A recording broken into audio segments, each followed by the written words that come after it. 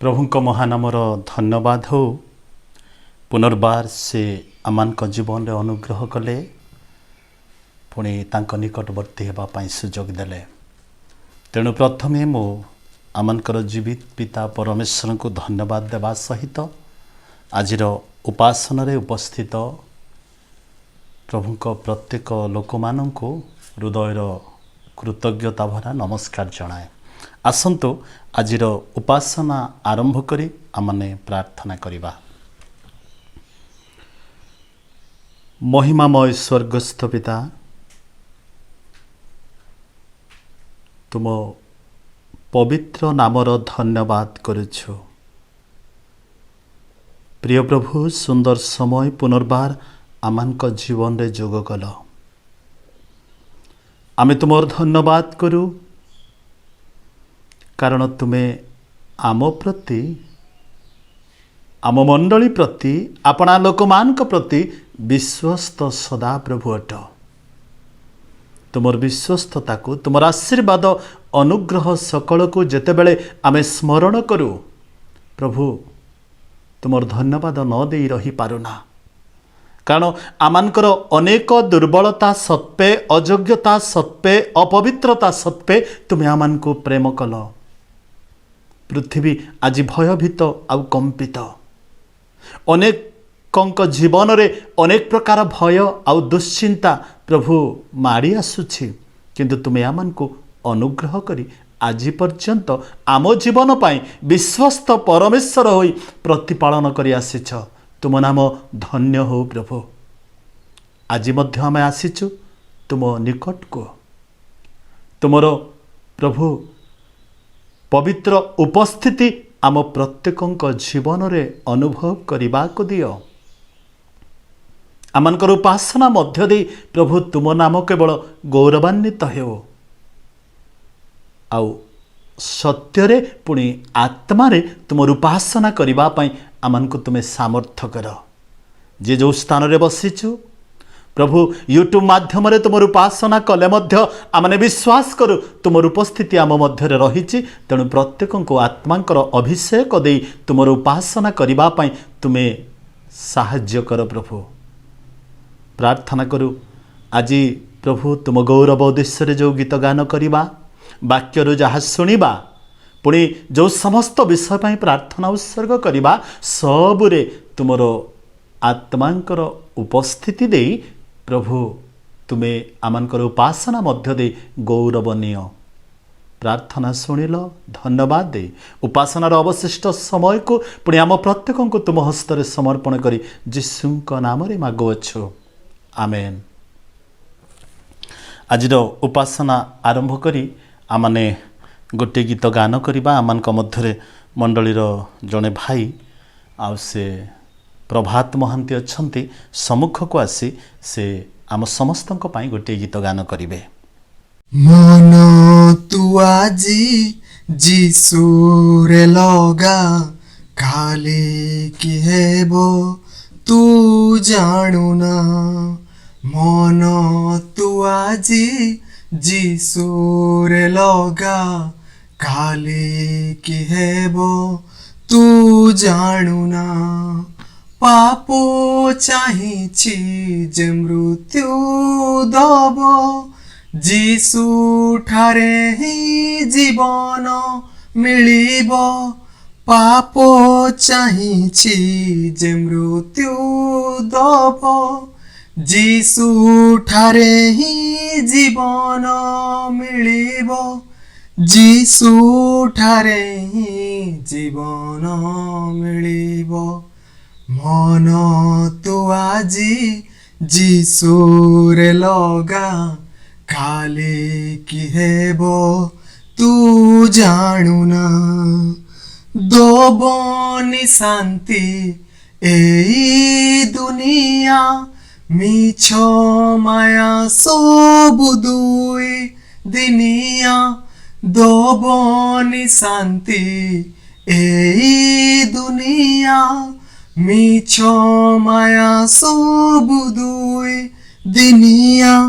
जीसु डाकुछन्ति हस्त प्रसारी, মনরে দেবে শান্তি প্রেম ভরি মনরে দেবে শান্তি প্রেম ভরি মন তু আজি যিশুরে লগা খালি কি হেব তু জাণু না নাহি ধরারে যে সহায় হেবে যিশু বিনা যে মুকতি দেবে নাহি ধরারে যে সহায় হেবে যিশু বিনা যে মুকতি দেবে তো পাপ সবু সে ক্ষমা করিবে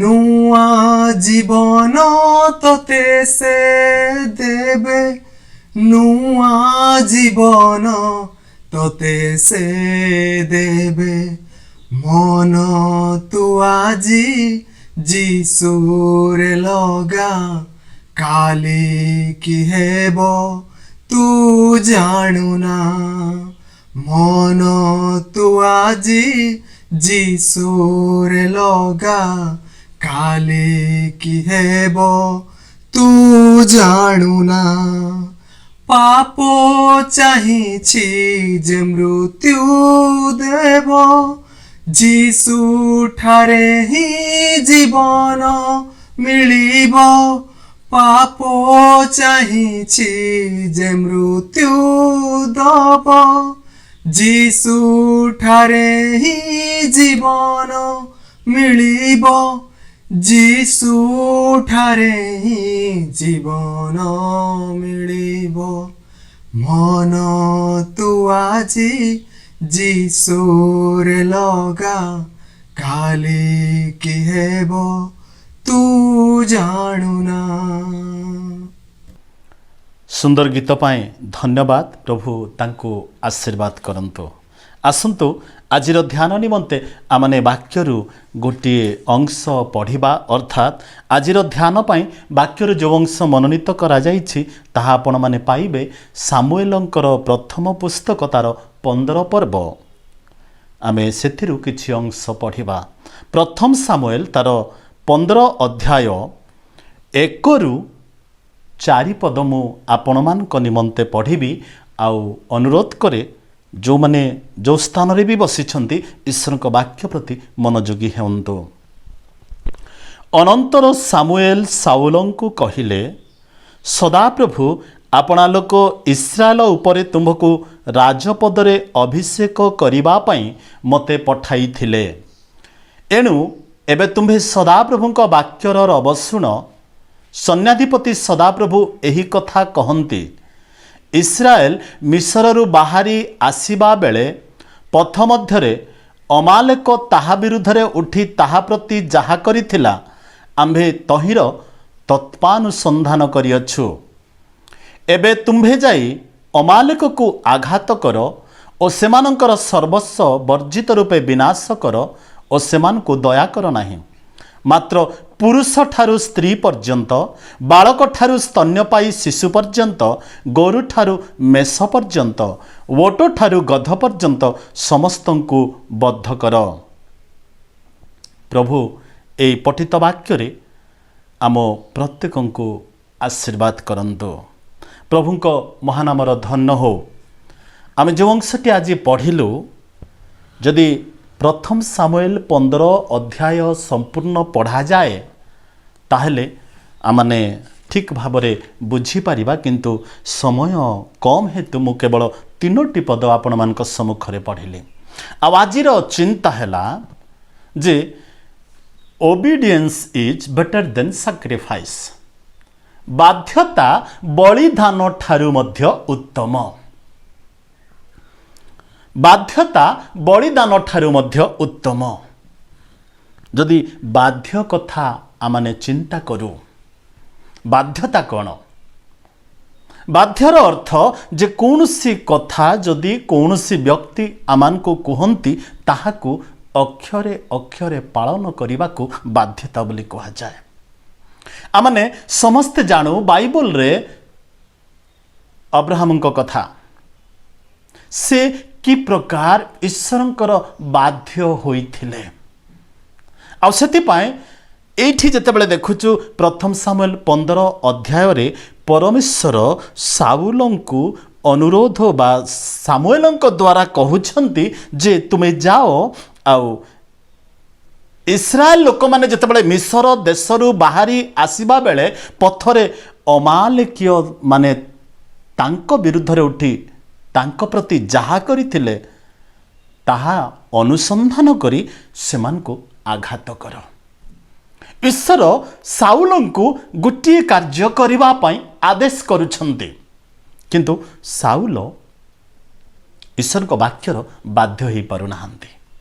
किंतु अब्राहम को कथा जेतेबेले आमाने देखु अब्राहम ईश्वर को कथार बाध्य हेले तेणु ए स्थान रे देखा जाए बाध्यता बलिदान ठारू मध्य उत्तम।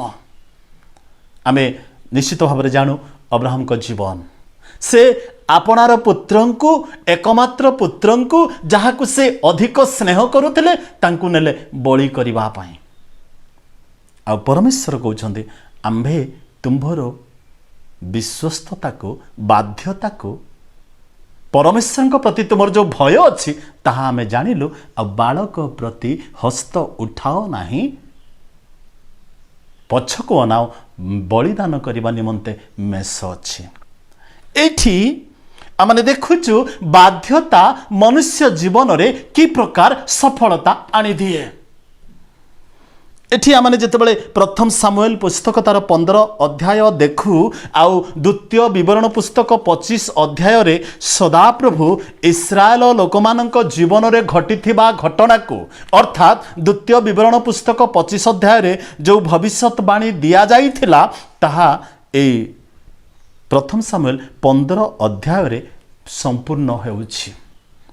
कौन से द्वितीय विवरण 25 अध्याय रे जेतेबेले इस्राएल लोक माने मिस्र रु बाहरी पथ मध्य रे आसुथिले द्वितीय विवरण 25 अध्याय तार 17 रु 19 पद रे लेखा अछि तुम्भे माने मिस्र रु बाहर होई आसीबा बेले पथ मध्य रे अमालेक तुम्भकु जहा कला तुम्भे श्रांत और क्लांत हेबा समय रे से पथरे तुम्भकु भेटी तुम्भ पश्चातवर्ती दुर्बल लोकमानकु तुम्भ पछरे किपरि आक्रमण कला और से परमेश्वर को भय कला नहीं एहा स्मरण कर। एठी आमने देखुचु सदा प्रभुंकर मनोनीत लोक इस्राएल लोकमानंकु अमालेक किपरि कष्ट देइथिला दुर्बल लोकमानंकु किपरि से हत करिथिला आउ एठी मोसा इस्राएल लोकमानंकु कहउछंती एहा स्मरण कर आउ तार 19 पदरे कहउछंती एहेतु सदाप्रभु तुम्भ परमेश्वर अधिकारार्थे तुम्भकु जेउ देश देबे सेही देश रे सदाप्रभु तुम्भ परमेश्वर चतुर्दिगस्त तुम्भ शत्रु मानक ठारू तुम्भकु विश्राम देले तुम्भे आकाश तळरू अमालेकर स्मरण चिन्ह लोप करिब तुम्भे पासरिब नाही। अनेक दिन पूर्वरु सदा प्रभु इस्राएल लोकमानकु मोसांक द्वारा कहिथिले जेतेबेले तुमे से दुग्धमधु प्रवाहित किणान देश रे प्रवेश करिब अमालेक को संपूर्ण रूपे विनाश करिब।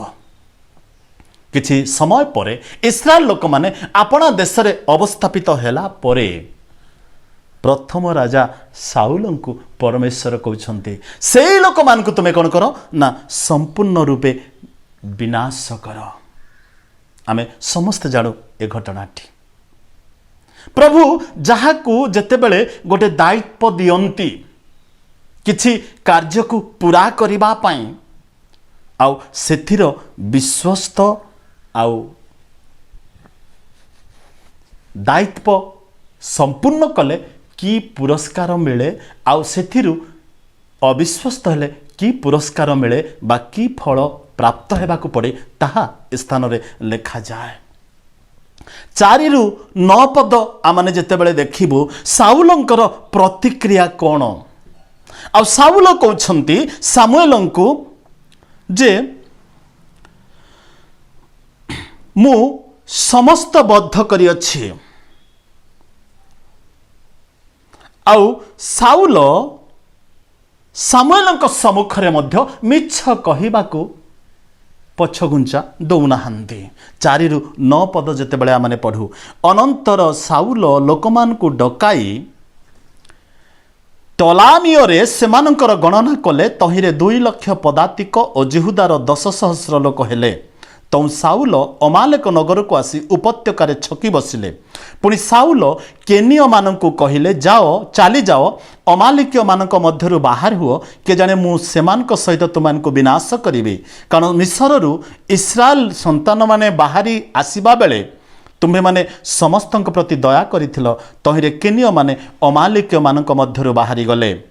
ଏଉତାରେ ସାଉଲ ହବିଲା ଠାରୁ ମିଶର ସମ୍ମୁଖସ୍ଥ ସୁରର ନିକଟ ପର୍ଯ୍ୟନ୍ତ ଅମାଲିକମାନଙ୍କୁ ଆଘାତ କଲେ। ପୁଣି ସେ ଅମାଲିକୀୟମାନଙ୍କ ରାଜା ଅଗାଗକୁ ଜିଅନ୍ତା ଧରିଲେ ଓ ଲୋକ ସମସ୍ତଙ୍କୁ ଖड्गଧାରରେ ବର୍ଜିତ ରୂପେ ବିନାଶ କଲେ।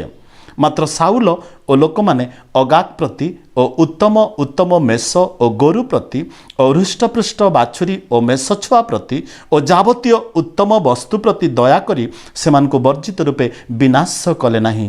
ମାତ୍ର ଯାହା କିଛି ତୁଚ୍ଛ ଓ ରୋଗା ଥିଲା ତାହା ସେମାନେ ବର୍ଜିତ ରୂପେ ବିନାଶ କଲେ। ଏ ସ୍ଥାନରେ ସାଉଲଙ୍କର ପ୍ରତିକ୍ରିୟାକୁ ଆମେ ଦେଖୁଛୁ। ସଦାପ୍ରଭୁ ସାଉଲଙ୍କୁ ଯାହା କରିବା ପାଇଁ ଆଦେଶ କଲେ, ସାଉଲ କିନ୍ତୁ ସଦାପ୍ରଭୁଙ୍କ ବାକ୍ୟକୁ ସଫଳ କରୁନାହାନ୍ତି। ଅମାଲେକର ରାଜା ଅଗାଗକୁ ବଦ୍ଧ କରିବା ପାଇଁ ସଦାପ୍ରଭୁଙ୍କର ଆଦେଶ ଥିଲା, କିନ୍ତୁ ସେ ତାହା କଲେ ନାହିଁ। ଆଉ ଆମେ ଦେଖୁଛୁ ସେ ହୃଷ୍ଟପୃଷ୍ଟ ମେଷ, ହୃଷ୍ଟପୃଷ୍ଟ ବାଛୁରୀ ଆଉ ହୃଷ୍ଟପୃଷ୍ଟ ପଶୁମାନଙ୍କୁ ବଦ୍ଧ କରିନାହାନ୍ତି।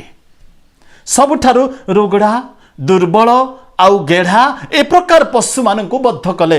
ଆମେ 4-9 ପଦ ଯେତେବେଳେ ଦେଖୁ ସାଉଲଙ୍କର ପ୍ରତିକ୍ରିୟା, ଆଉ ସେଠି ଲେଖା ଅଛି, ଇସ୍ରାଏଲ ମଧ୍ୟରୁ କେନିୟମାନଙ୍କୁ ଅବସ୍ଥାପିତ କଲେ। କାରଣ ସେମାନେ ପରମେଶ୍ୱରଙ୍କର ଲୋକମାନଙ୍କୁ ସାହାଯ୍ୟ କରିଥିଲେ। କିନ୍ତୁ ଈଶ୍ୱରଙ୍କର କହିବାର ଅର୍ଥ, ଯେଉଁ ଅମାଲେକୀୟମାନେ ଇସ୍ରାଏଲ ଲୋକମାନଙ୍କର ପଛେ ପଛେ ଆସି ସେମାନଙ୍କ ମଧ୍ୟରୁ ଦୁର୍ବଳ ଲୋକମାନଙ୍କୁ ନଷ୍ଟ କରିଥିଲେ, ସେମାନଙ୍କୁ ସମ୍ପୂର୍ଣ୍ଣ ରୂପେ ବଦ୍ଧ କରିବା ସଦାପ୍ରଭୁଙ୍କର ଯୋଜନା ଥିଲା। ପ୍ରିୟ ପ୍ରଭୁଙ୍କ ଲୋକମାନେ, ଆପଣ ଯଦି 10-35 ପଦ ପଢ଼ିବେ, ସାଉଲ ଏବଂ ସାମୁଏଲଙ୍କର ଷ୍ଟୋରି ସବୁ ବା କାହାଣୀ ସବୁ ବର୍ଣ୍ଣନା କରାଯାଏ। ଆପଣ ଯଦି 15 ପଦ ଦେଖିବେ, ତହୁ ସାଉଲ କହିଲେ, ସେମାନେ ଅମାଲିକୀୟମାନଙ୍କ ଠାରୁ ସେ ସବୁ ଆଣିଛନ୍ତି, କାରଣ ସଦାପ୍ରଭୁ ତୁମ୍ଭ ପରମେଶ୍ୱରଙ୍କ ଉଦ୍ଦେଶ୍ୟରେ ବଳିଦାନ କରିବା ନିମନ୍ତେ ଲୋକମାନେ ଉତ୍ତମ ମେଷ ଓ ଗୋରୁ ପ୍ରତି ଦୟା କଲେ। ମାତ୍ର ଅବଶିଷ୍ଟ ସକଳକୁ ଆମମାନେ ବର୍ଜିତ ରୂପେ ବିନାଶ କରିଅଛୁ। এইଠି 4-9 ପଦ ଯେତେବେଳେ ଆମେ ଦେଖିବା, ସଦାପ୍ରଭୁଙ୍କର ଇଚ୍ଛା ଥିଲା ଅମାଲିକୀୟମାନଙ୍କୁ ସମ୍ପୂର୍ଣ୍ଣ ରୂପରେ ବଦ୍ଧ କରିବା ପାଇଁ। ଯେତେବେଳେ ଆମେ 3 ପଦ ପଢ଼ୁ, ପୁରୁଷ ଠାରୁ ସ୍ତ୍ରୀ ପର୍ଯ୍ୟନ୍ତ, ବାଳକ ଠାରୁ ସ୍ତନ୍ୟପାୟୀ ଶିଶୁ ପର୍ଯ୍ୟନ୍ତ, ଗୋରୁ ଠାରୁ ମେଷ ପର୍ଯ୍ୟନ୍ତ, ଓଟ ଠାରୁ ଗଧ ପର୍ଯ୍ୟନ୍ତ ସମସ୍ତଙ୍କୁ ବଦ୍ଧ କର। କିନ୍ତୁ 4-9 ପଦରେ ସାଉଲ ଉତ୍ତମ ପଶୁ, ହୃଷ୍ଟପୃଷ୍ଟ ଗୋରୁ ସେସବୁକୁ କ'ଣ କଲେ ନା ବଦ୍ଧ କରିନାହାନ୍ତି, ଆଉ ରଖିଦେଲେ।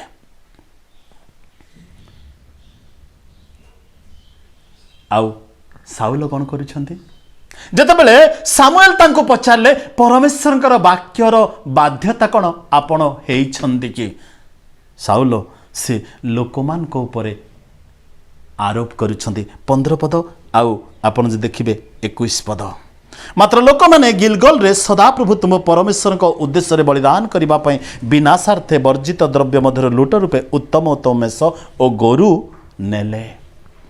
ସାଉଲ ଜଣେ ରାଜା, he was the responsible person, ଦାୟିତ୍ୱ ସମ୍ପନ୍ନ ବ୍ୟକ୍ତି। କିନ୍ତୁ ସେ କାହାକୁ ବ୍ଲେମ୍ କରୁଛନ୍ତି? ଲୋକମାନଙ୍କୁ ବ୍ଲେମ୍ କରୁଛନ୍ତି।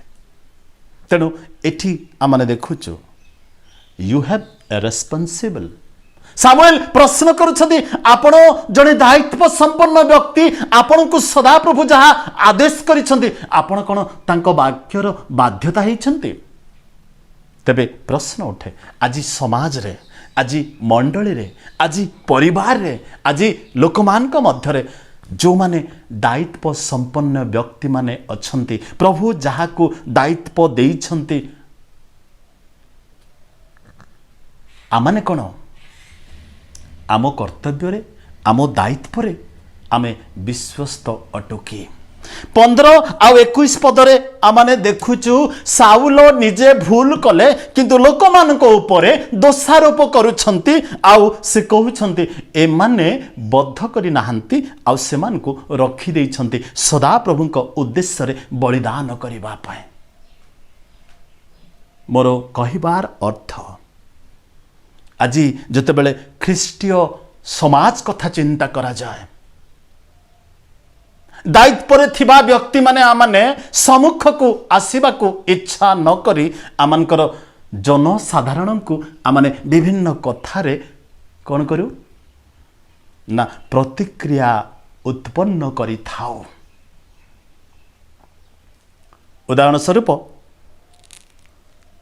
जड़े दायित्व संपन्न व्यक्ति को कौन सी कार्य यदि दिया जाए से निजे न करी अन्य मान को नाम कहती जे से माने करि पारिले नाही।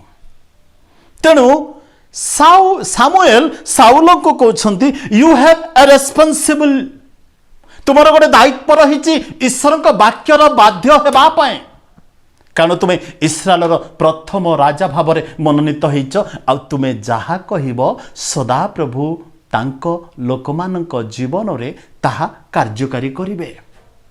तेणु तुम्हें सदा प्रभुंकर वाक्यर बाध्य हुओ आ तुम्हें लोकमानक मध्यरे ताहाकु प्रकाश कर। तेणु सामुएल मने पकाउछंती यू आर अकाउंटेबल, तुमको हिसाब देबाकु हेबो। प्रथम कथा कहले तुम्हें होच दायित्व संपन्न व्यक्ति, द्वितीय कथा होचंदी तुम्हें होच हिसाब देवा व्यक्ति। सदा प्रभु तुम जीवन रे जहा करिबा पई तुम लोकमान को मध्य रे आदेश करिथिले, जदि तुम्हें ताहा करि ना हो तुमको दिने हिसाब देबाकू पड़िबो। आमने देखुचु साउल कौन करुछंती, जदि आपण पढ़िबे 10 रु 35 पदरे से कहउछंती,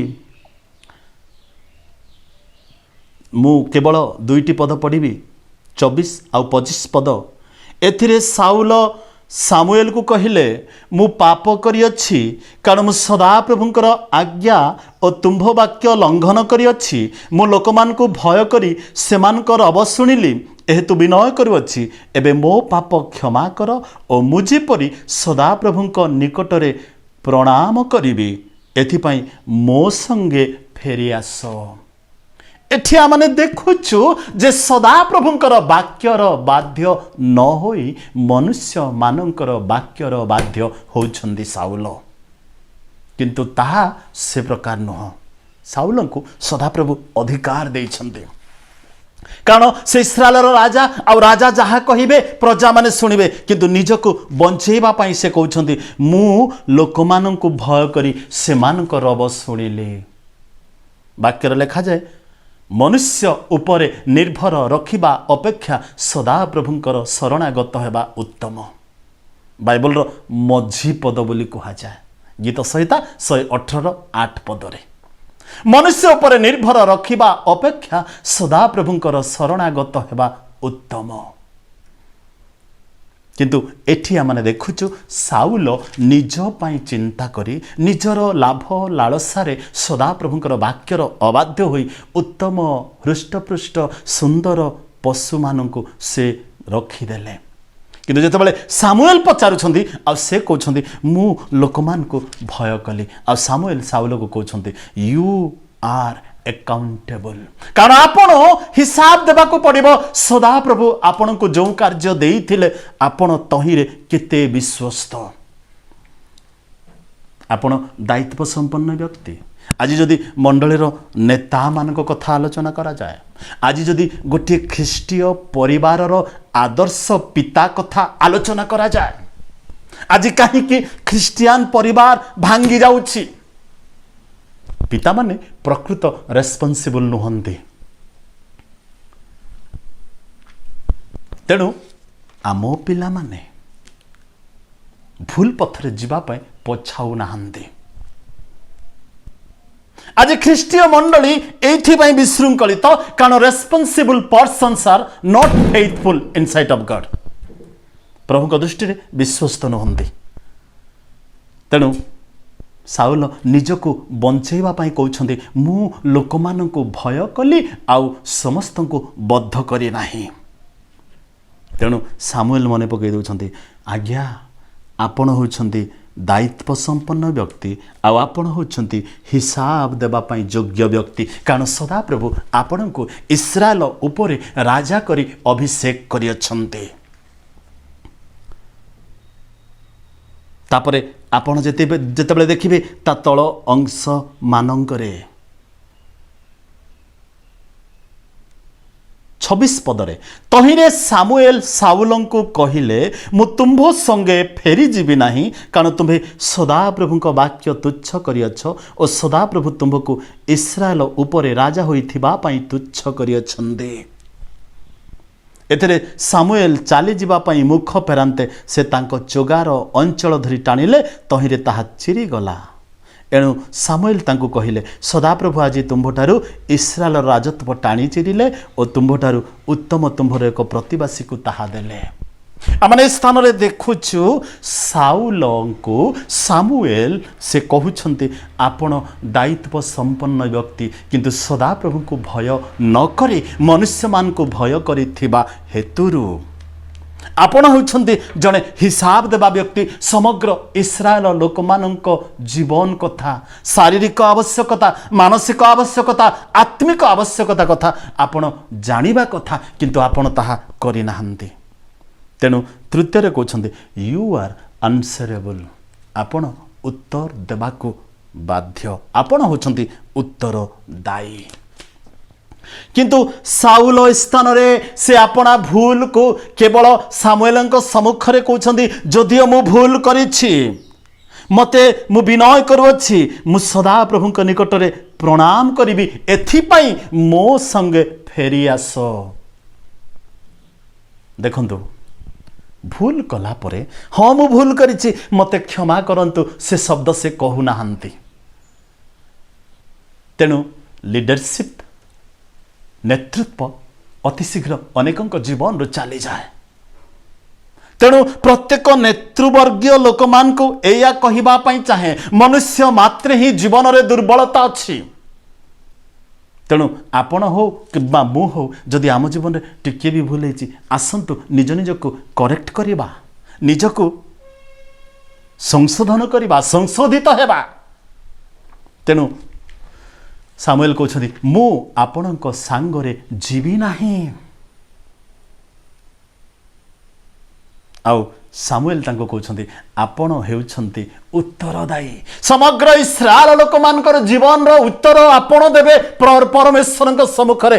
तेणु मु आपणक सांगरे जीवी नाही। आ देखुछु सामुएलंकर चोगा धरी साउल टाणिले आ तांकर चोगा छिंडी गला। आ सेठी सामुएल कहते आज ठारू सदा प्रभु तुम हस्तरु राज्य को नहीं गले आउ जणे व्यक्ति को देवे। प्रिय प्रभुंक लोक माने लेखा जाए obedience is better than sacrifice बाध्यता बलिदान ठारू मध्य उत्तम। तेणु एठी आपण देखिबे से 26 पदरे तहिरे सामुएल साउल को कहिले मु तुम्भो संगे फेरी जीवी नाही कारण तुम्हें सदा प्रभुक वाक्य तुच्छ करियछ और सदा प्रभु तुमको इस्राएल उपरे राजा होइथिबा पई तुच्छ करियछन्ते।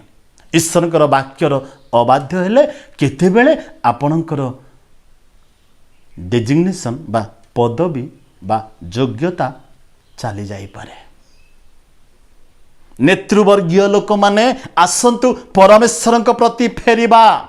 तेणु सदा प्रभुक वाक्य लेखा अछि तुम्भे माने अपना अपना शरीर को सजीव पवित्र ईश्वर सुग्राह बलि रूपे उत्सर्ग कर आउ एया ही तुमानकर जुक्तियुक्त उपासना। रोमियो पुस्तक 12:1 पदरे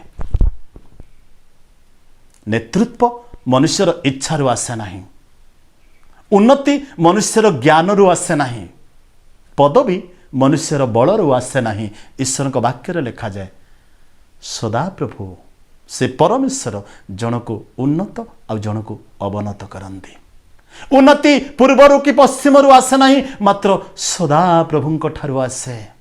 ଏ ସ୍ଥାନରେ ଆମେ ଦେଖୁଛୁ ସଦାପ୍ରଭୁଙ୍କ ବାକ୍ୟ କୁହେ you have rejected work of the Lord, you also rejected from God as a kingship.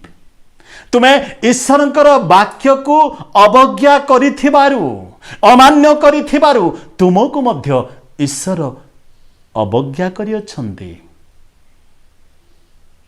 ପ୍ରତ୍ୟାଖ୍ୟାନ କରିଅଛନ୍ତି ଈଶ୍ୱରଙ୍କ ଲୋକମାନଙ୍କର ରାଜା ହୋଇ ରହିବା ପାଇଁ। ପ୍ରିୟ ପ୍ରଭୁଙ୍କ ଲୋକମାନେ, ଆଜି ଆମମାନଙ୍କୁ ଈଶ୍ୱରଙ୍କ ବାକ୍ୟ ଏହା କୁହେ ବାଧ୍ୟତା ବଳିଦାନ ଠାରୁ ମଧ୍ୟ ଶ୍ରେୟସ୍କର ବିଷୟ। ଈଶ୍ୱରଙ୍କର ବାକ୍ୟର ବାଧ୍ୟ ହେଲେ ଆମ ଜୀବନରେ ସବୁକିଛି ଲାଭ ହେବ। ଅନେକ ସମୟରେ ଆମେ ମନୁଷ୍ୟମାନେ କ'ଣ କରୁ ନା ନିଜର ଦକ୍ଷତାକୁ, ନିଜର ପ୍ରାଚୁର୍ଯ୍ୟତାକୁ, ନିଜର ଜ୍ଞାନକୁ ଆଉ ବଳ ଉପରେ ଦର୍ପ କରିଥାଉ।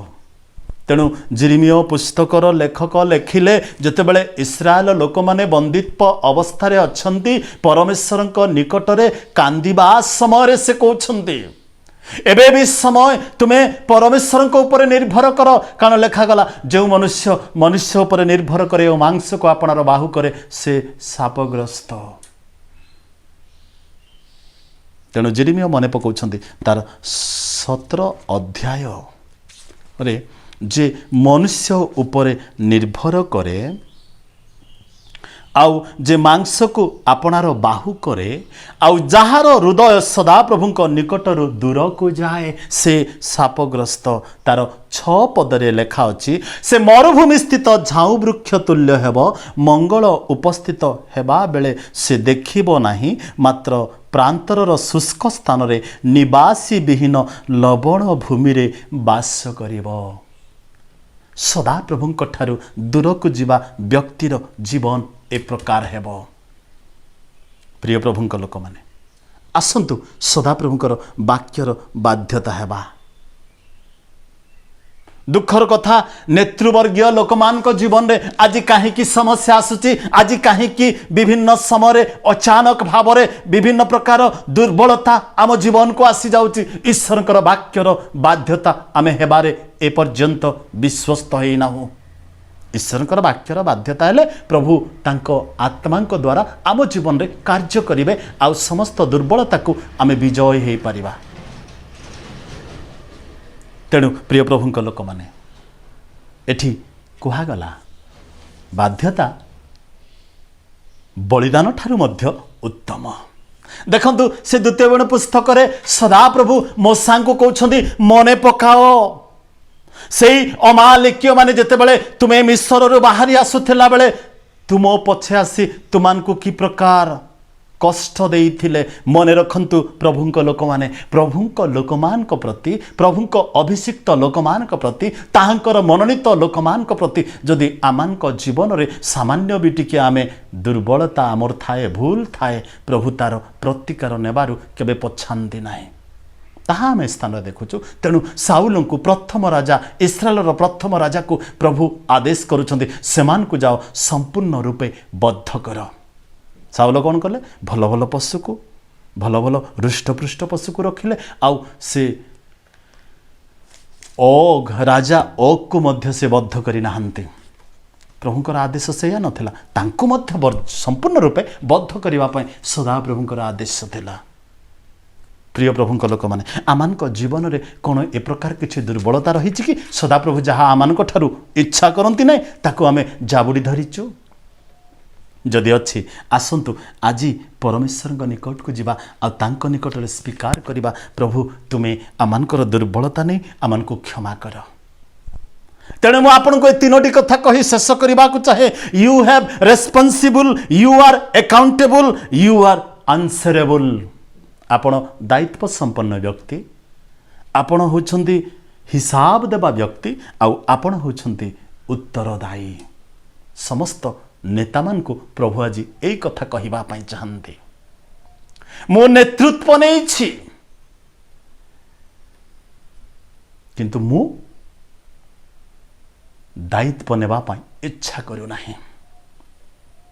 तेणु मते बहुत भल लगे मु पढ़िला बेले सार कही leadership is responsible leadership is not opportunity दायित्व नेबा नेतृत्व नेबा ताहा गोटे दायित्व संपन्न कार्य ताहा सुवर्ण सुजोग नुह तेणु आमान को प्रभु जो जो दायित्व देइछन्ते पालक मंडलीर पालक हुंतु सभापति हुंतु सेक्रेटरी हुंतु कोषाध्यक्ष हुंतु जदि चिंता करा जाए गोटे गृहर बड़ बड़ स्तंभ बा पिलर माने जदि गोटे पिलर नष्ट हो जाए ताहले से घरर संपूर्ण भार अन्य पिलर उपरे पड़िबो तेणु सबु पिलर दृढ़ रहिबा दरकार शक्त रहिबा दरकार स्तंभ रहिबा दरकार तेणु मु भावे मंडलीर सप्त स्तंभ बोली मंडलीर जो माने सभापति संपादक सेक्रेटरी और डिकन मान को नहीं जदि समस्त को तुलना करा जाए समस्ते मंडलीर गोटे गोटे दृढ़ स्तंभ तेणु डिकन बंधु माने भी गोटे स्तंभ संपादक बंधु भी जड़े गोटे स्तंभ तेणु आमे समस्त पिलर को नहीं यही छातटी अवस्थापित तेणु समस्ते शक्त बा दृढ़ रहिबा आवश्यक आत्मिक जीवन रे प्रभु आमान को जो दायित्व देइछन्ति से दायित्वर बाध्य हेबा नहेले साउल को जेभली सामुएल कहिले तुम्हें ईश्वरंकर वाक्य अवज्ञा करिथिबारु तुमको मध्य प्रभु राजा हेबा पई अवज्ञा करियछन्ते तेणु आपण मानकु मु कहिबाकु चाहे जदि समय पाती प्रथम सामुएल 15 अध्याय को भल भाव ध्यानर सहित पढ़ंतु आउ निज निज जीवन को प्रश्न करंतु प्रभु मो जीवन रे जो दायित्व देइछ ताहा कोन मु पूरा करूछि कि केवल मंडलीर दायित्व नुह अनेकों को परिवार दायित्व अनेकों को सरकारी कर्मक्षेत्र दायित्व अनेकों को विभिन्न प्रकार बेसरकारी कर्मक्षेत्र दायित्व प्रभु को लोक माने जो माने प्रभु को जानती आमे कौन ताहा विश्वस्त भाव पूरा करुछु कि सामुएल साउल को कहिले सेइथि पाई you have responsible you are accountable you are answerable प्रभु आमान को अनुग्रह करंतु पुणी एया कहवाकू चाहे आमे समस्ते दायित्व संपन्न व्यक्ति आमे समस्ते आमानकर कर्मर हिसाब देबा पाए निश्चित भाव में प्रस्तुत रहिबा आमे समस्ते एथिर उत्तर देबा पाए मध्य प्रस्तुत रहिबा ताहेले प्रभु आमान को आशीर्वाद करिवे। आसंतु आमाने प्रार्थना करी शेष करिबा। पवित्र मंगलमय स्वर्गस्थ पिता तुम महानामर धन्यवाद करुछु प्रभु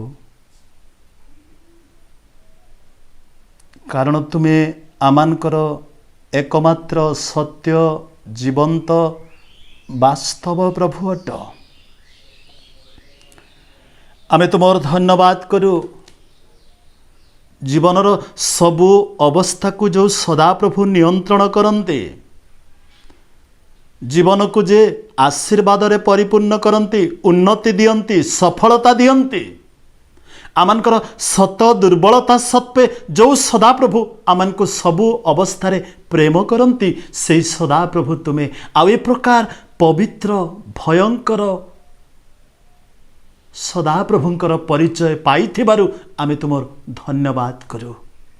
स्वर्गीय पिता तुमर धन्यवाद करू करू निज निज को तुम हस्तरे समर्पण करी प्रार्थना करू तुम वाक्यर बाध्य हेबा पाई पवित्र आत्मांकर उपस्थिति मते पुणी आम मंडलीर प्रत्येक व्यक्ति जीवन रे तुम्हें दान कर प्रभु जदि आमानकर दायित्व को प्रभु आमे पूरा करी पारि ना हो आम पाई जो कार्य तुम्हें देइछ से कार्यर हिसाब जदि आम ठीक रे देई पारि नाहु आ जदि विश्वस्त भाव में करना तार उत्तर आम कौन देवु प्रभु। तेणु आम मंडलीर प्रत्येक तुम हस्तरे समर्पण करी प्रार्थना करू। प्रत्येक जीवन रे तुम्हें कथा कह तुमर कर्म सकल तुमर प्रभु विश्वस्तता आम जीवन को प्रतिफलित हो आउ अपना अपना कार्य विश्वस्त भाव में पूरा करी तुम नाम को धन्यवाद करिबा। प्रभु प्रार्थना करू ए पर्यंत आम देश रे विशेष करी आम राज्य रे प्रभु जो कोरोना भाइरस भयभीत करी दउछि प्रभु तुम्हें नियंत्रण कर। तुम नियंत्रण मध्य तुम्हें रख प्रभु आउ ए राज्य को कोरोना रोगरु मुक्त कर।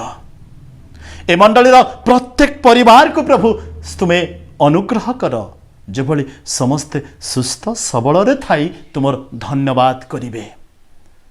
प्रार्थना करू जदि कहीं आम मंडली रे असुस्थ हे स्वर्गीय पिता से तुम्हें सुस्थता दान कर। जदि कहीं अभाव रे अछंती सेमानकर अभाव तुम्हें मोचन कर। आ जदि कहीं अशांति मध्य कालातिपात करुछंती सेमानक जीवन रे स्वर्गीय शांति भरी दियो प्रभु।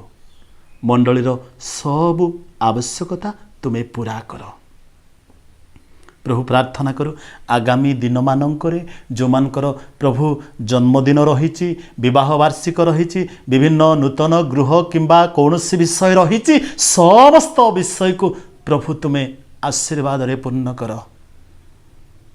मंडलीर बालक बालिका मानक युवा युवती मानक तुम हस्तरे समर्पण करू प्रभु। से मानक तुम्हें अनुग्रह कर सदा प्रभु विषयक भୟରେ दिनकु दिन से माने वृद्धि पांतु। मंडलीर वयोज्येष्ठ लोक मान को प्रभु आहुरी आत्मिक फल रे तुम्हें फलवान कर आहा जेभली मंडली को आशीर्वादर कारण हेब। धन्यवाद दो प्रार्थना शुणिल सकल गौरव महिमा संभ्रम तुमको दे आउ थे मंडली को तुम हस्तरे समर्पण करी जीशुक नाम रे ए सामान्य भिक्षा मागुअछु आमेन। आसंतु आमने आदर्श प्रार्थना करिबा। आहे मानक स्वर्गस्थ पिता तुम्भ नाम पवित्र बोली मान्य हो तुम राज्य आसु जेपरि स्वर्ग रे सेहीपरि पृथ्वी रे तुमर इच्छा सफल हो।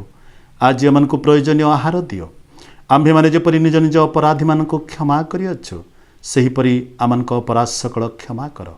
परीक्षा रे आमनक आण नाही मात्र मंदरु रक्षा कर। जन राज्य पराक्रम गौरव जुगे जुगे तुम्भर आमेन।